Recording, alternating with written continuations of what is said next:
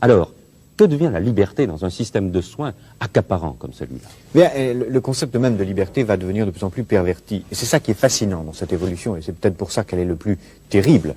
C'est qu'elle va récupérer tous les concepts, y compris celui de liberté. Je dirais même y compris les idées d'Illich dont vous parliez tout à l'heure.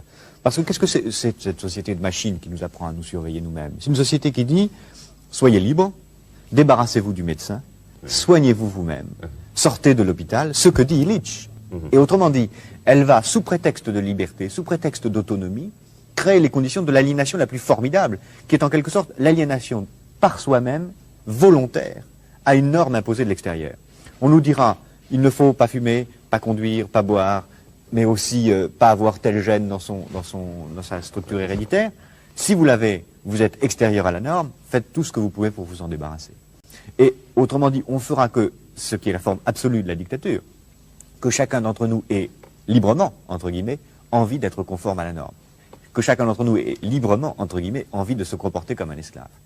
Et ce qui est la forme absolue de la dictature, puisqu'on fera que chacun d'entre nous aura envie d'imiter un modèle, une copie, une sorte d'idéal standardisé qu'on nous imposera de l'extérieur.